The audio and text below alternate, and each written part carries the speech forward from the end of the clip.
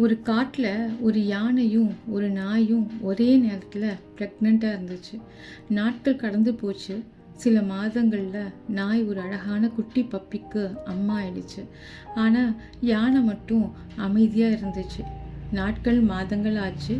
அந்த நாய்க்குட்டி மறுபடியும் இன்னொரு அழகான பப்பிக்கு அம்மா ஆயிடுச்சு. ஆனால் யானை மட்டும் இன்னும் அமைதியாகவே இருந்துச்சு. அதை பார்த்த நாய்க்கு ஒரே ஆச்சரியம். ஒரு நாள் அந்த நாய் யானையை பார்த்து கேட்டுச்சு, நாம் 2 பேரும் ஒரே நேரத்தை தான் கர்ப்பமாக இருந்தோம். நான் 2 தடவை அம்மா ஆயிட்டேன். ஆனால் நீ மட்டும் இன்னும் அதே மாதிரி உன் குட்டியை வயிற்றுக்குள்ளேயே வச்சிட்ருக்கியே, ஏன்? அதுக்கு அந்த யானை சிரிச்சிட்டே சொல்லிச்சு, நீ தாயானது ஒரு நாய்க்குட்டிக்கு, நான் தாயாக போகிறதோ ஒரு யானை குட்டிக்கு. அதனால தான் என்னோடய பயணம் கொஞ்சம் நீளமாக இருக்குது.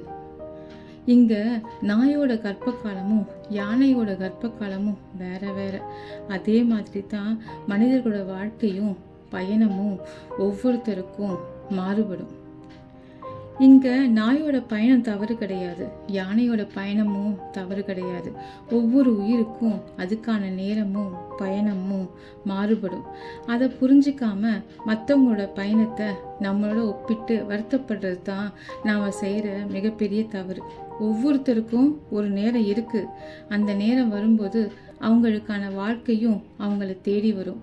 அதனால் உன்னோட பயணத்தை மட்டும் நம்பு, முடிவு நல்லதாகவே இருக்கும்.